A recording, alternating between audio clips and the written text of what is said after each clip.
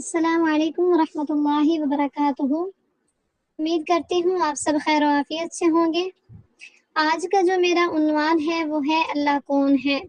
سب سے پہلے ہمیں یہ علم ہونا چاہیے کہ اللہ کون ہے۔ ہمیں وحدانیت کو پہچاننا چاہیے کہ اس ساری کائنات کا مالک کون ہے۔ اس کو چلانے والا کوئی تو ہے نا۔ اگر کوئی اس کو چلانے والا ہے تو وہ کون ہے؟ تو وہ اللہ ہے۔ ہم رب بھی کہہ سکتے ہیں لیکن اللہ کہنے سے زیادہ ثواب بھی ملتا ہے، اور لفظ اللہ کہنے سے بہت زیادہ نیکیاں ملتی ہیں۔ لفظ اللہ میں 99 صفات اللہ رب العزت کی آ جاتی ہیں۔ تو اللہ کون ہے؟ اللہ وہ ہے جس نے زمین و آسمان بنائے، کچھ بھی نہیں تھا، سب کچھ بنایا، بغیر مٹیریل کے سب کچھ بنایا، ہوا کے بغیر ہوا بنائی، پانی کے بغیر پانی بنایا، آگ کے بغیر آگ بنائی، انسان کے بغیر انسان بنایا، درخت کے بغیر درخت پیدا فرمائے۔ وہی اللہ ہے جس نے مچھلی کے بغیر مچھلیوں کو بنایا۔ تو اللہ رب العزت کی جو صفت ہے وہ مبدی ہے۔ مبدی کا مطلب کیا ہے؟ کہ عدم سے وجود دینا۔ کچھ بھی نہیں تھا، سب کچھ بنایا۔ کائنات میں کوئی چیز نہیں تھی تو اللہ رب العزت نے سب کچھ بنایا۔ اولم یر الذین کفروا ان السماوات والارض کانتا رتقا ففتقناہما وجعلنا من الماء کل شیء حی۔ تمہیں پتہ نہیں کہ اس کائنات کا کچھ نہیں تھا، سب کچھ بنایا۔ تو مبدی کا مطلب ہے کہ بغیر مادے کے تخلیق کرنا۔ جیسے لوہا پہلے موجود نہیں تھا تو اللہ رب العزت نے لوہے کو بنایا۔ سونا پہلے نہیں تھا، سونا بنایا۔ چاندی نہیں تھی، چاندی بنائی۔ کچھ بھی نہیں تھا، صرف اللہ رب العزت کی ذات تھی۔ الاول والآخر، الاول لیس قبلہ شیء، ایسا اکیلا کہ جس سے پہلے کچھ نہیں تھا۔ الآخر، ایسا آخر کہ لیس بعدہ شیء، پھر ایک دن دوبارہ ایسا آ رہا ہے جب کچھ بھی نہیں رہے گا تو اللہ رب العزت رہے گا۔ یہ کیسے خوبصورت گھر بنے ہوئے ہیں، ان میں بسنے والی کیسی کیسی شکلیں ہیں۔ کچھ بھی نہیں رہے گا، سب کچھ فنا ہو جائے گا۔ تو یہ ہے مبدی۔ اللہ رب العزت کی دوسری صفت ہے بدی۔ بدی کا مطلب کیا ہے؟ کسی نمونے کو دیکھ کے نمونہ تیار نہ کرے بلکہ اپنے علم سے ہر چیز کا نمونہ بنائے۔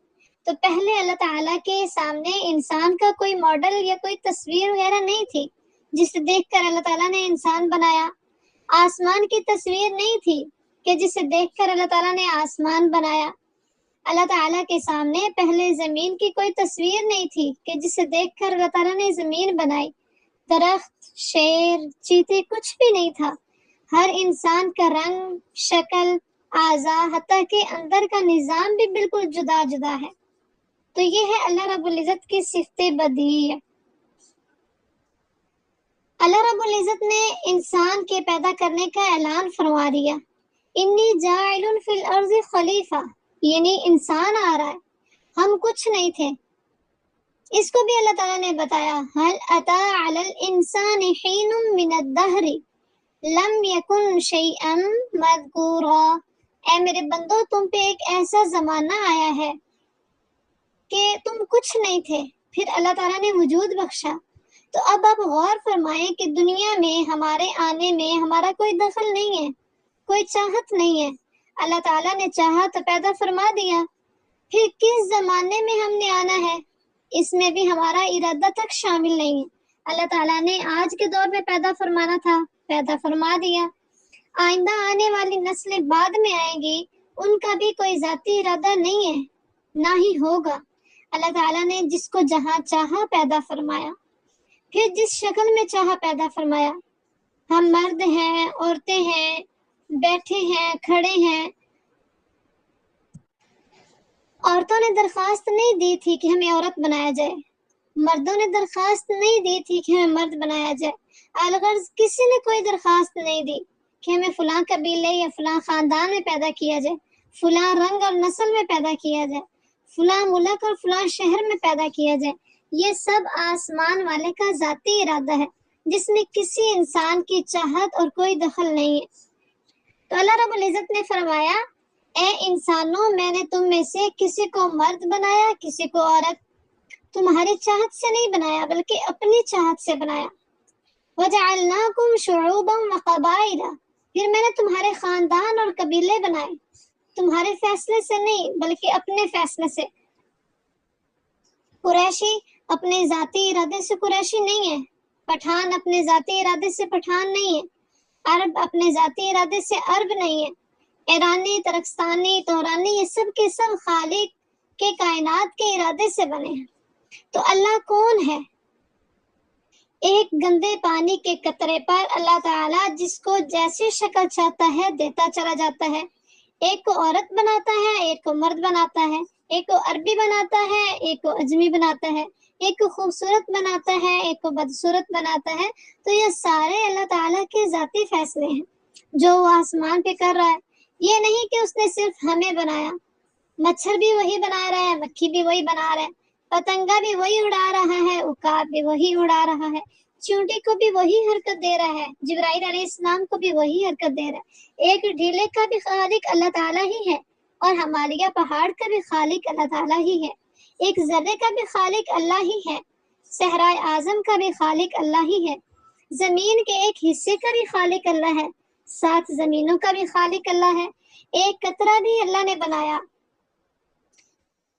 بحر الکحل بھی اللہ نے ہی بنایا، الغرض ساری کائنات، بحر و بر، ذرہ ذرہ، درخت کا ایک ایک پتا، ہر چیز اللہ کے ارادے میں جکڑی اور بندھی ہوئی ہے۔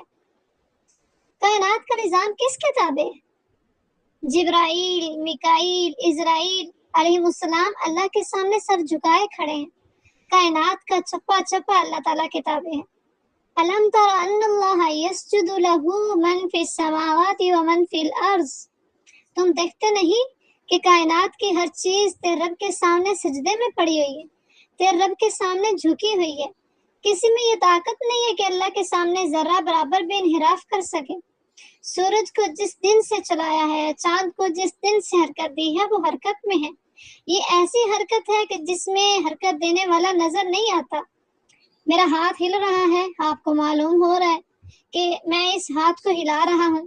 یہ اتنا بڑا سورج جو زمین سے 12 لاکھ گنا بڑا ہے اور 6 لاکھ میل فی گھنٹہ کی رفتار سے حرکت کر رہا ہے، ایسا خودکار سسٹم کہ نہ اس میں ڈرائیور ہے، نہ کوئی اسٹیئرنگ اور نہ ہی پیٹرول سسٹم، بس ایک اللہ کا حکم آیا، الشمس والقمر بحسبان، تیرے رب نے سورج اور چاند کا حساب بنا کر ان کو چلا دیا۔ لَلشَّمْسُ يَنبَغِي لَهَا أَن تُدْرِكَ الْقَمَرَ وَلَلَّيْلُ سَابِقُ النَّهَارِ، سورج چاند سے آگے نہیں ہو سکتا، رات دن سے آگے نہیں ہو سکتی۔ وَكُلٌّ فِي فَلَكٍ يَسْبَحُونَ، اپنے اپنے مدار میں یہ سب حرکت کر رہے ہیں۔ جیسے اللہ تعالیٰ نے کائنات کو اپنے قبضے میں رکھا ہے، ہم پر بھی اللہ تعالیٰ تجلی ڈالتا ہے۔ پھر کوئی عورت اور مرد نافرمان نہ ہوتا، کوئی مسلمان بے نمازی نہ ہوتا، کسی گھر میں گانا بجانا نہ ہوتا، کسی گھر میں سود اور جھوٹ نہ ہوتا، کوئی نافرمانی نہ ہوتی۔ اتنا بڑا سورج ہے کہ جتنی آگ زمین پر 10 لاکھ ایٹم بم گرانے سے پھیلے گی، سورج اتنی آگ ایک سیکنڈ میں پھینک رہا ہے۔ یہ بھی محض اندازہ ہے، ممکن ہے اس سے کئی گنا آگ زیادہ ہو۔ سورج سے نکلنے والا ایک شعلہ 3 لاکھ میل لمبا ہے۔ اس ایک شعلے کی انرجی کو اگر دنیا والے قابو کر لے تو 10 کروڑ سال تک کسی اور پلانٹ کے لگانے کی ضرورت نہیں ہوگی۔ 10 کروڑ سال تک سورج کا ایک شعلہ 7 بر اعظموں کو بجلی فراہم کر سکتا ہے۔ اللہ اتنی بڑی طاقت کو قابو کر رہا ہے۔ پھر زمین و آسمان کی وسعتیں اس سے بھی بڑی ہیں۔ زمین پہلے آسمان کے مقابلے میں اس طرح ہے جیسے ایک بڑے صحرا میں چھوٹا سا چھلا پڑا ہوا، پھر پہلا آسمان دوسرے کے مقابلے میں، دوسرا تیسرے کے مقابلے میں، اسی طرح 7 آسمان ہیں۔ وسعت ہی وسعت ہے۔ موسیٰ علیہ السلام نے اللہ رب العزت سے سوال کیا، اللہ تعالیٰ سے پوچھا ثم استوى إلى السماء وهي دخان، فقال لها وللأرض ائتيا طوعا أو كرها قالتا أتينا طائعين، کہ پھر ہم نے آسمان کی طرف توجہ فرمائی، زمین و آسمان کو بنا کر کہا ہمارے تابع ہو جاؤ، انہوں نے کہا جی ہم تابع ہیں۔ موسیٰ علیہ السلام نے اللہ تعالیٰ سے سوال کیا، یا اللہ اگر زمین آسمان آپ کے تابع نہ ہوتے تو آپ کیا کرتے؟ اللہ تعالیٰ نے فرمایا میرے پاس ایک جانور ہے جو میں ان پر چھوڑ دیتا، وہ ساتوں زمین اور آسمان کو نگل جاتا۔ ہم تو شیر کو دیکھ کر ڈر جاتے ہیں، وہ جانور کتنا بڑا ہوگا۔ اس زمین میں 10 کھرب گلیکسیز حرکت کر رہی ہیں، جبکہ یہ تو بہت چھوٹی سی مخلوق ہے۔ آسمان کے اوپر تو اربہا ارب بڑی بڑی مخلوقات ہیں۔ آپ صلی اللہ علیہ وسلم معراج پہ تشریف لے گئے، دوران سفر آپ صلی اللہ علیہ وسلم جب چوتھے آسمان سے گزرے تو آپ نے ایک لشکر دیکھا جس کا نہ اول نظر آ رہا تھا اور نہ آخر، ان کے قد ہزاروں میل لمبی مسافت کے برابر تھے۔ آپ صلی اللہ علیہ وسلم نے حضرت جبرائیل علیہ السلام سے فرمایا یہ کیا ہے؟ عرض کیا یا رسول اللہ میں آدم علیہ السلام کے زمانے سے وحی لے کر آنا شروع ہوا ہوں اور آپ تک پہنچا ہوں، آتا جاتا رہا ہوں، میں اس لشکر کو اسی طرح گزرتے ہوئے دیکھ رہا ہوں، مجھے آج تک اس کے اول اور آخر کا پتہ نہیں چل سکا۔ پھر یہ آیت تلاوت کی وَمَا يَعْلَمُ جُنُودَ رَبِّكَ إِلَّا هُوَ، کہ آپ کا رب ہی اپنے لشکروں کو جانتا ہے، ہم کہاں جان سکتے ہیں۔ 7ویں آسمان پر جنت ہے جس کا ایک محل اتنا بڑا ہے کہ جس میں 7 زمینیں رکھی جائیں تو ایک بکری کی طرح نظر آئیں گی۔ اسی طرح جہنم ہے جس کا ایک انگارہ 7 زمینوں سے بڑا ہے۔ اللہم انا نسألک الجنت ونعوذ بک من النار، اللہم انا نسألک الجنت ونعوذ بک من النار۔ اللہ تعالیٰ نے فرمایا یہ زمین و آسمان تو اس جانور کا صرف ایک لقمہ ہے۔ حضرت موسیٰ علیہ السلام دنگ اور حیران رہ گئے اور پوچھنے لگے این تلک الدابہ، یا اللہ وہ جانور تو نے کہاں رکھا ہوا ہے؟ اللہ تعالیٰ نے فرمایا فی مرج من مروجی، میری چراگاہوں میں چرتا ہے۔ اب آپ خود اندازہ کریں کہ وہ چراگاہ کتنی بڑی ہوگی جہاں اتنا بڑا جانور چرتا پھرتا ہے۔ موسیٰ علیہ السلام نے پھر پوچھا این ذالک المرج، یا اللہ وہ چراگاہ کہاں ہے؟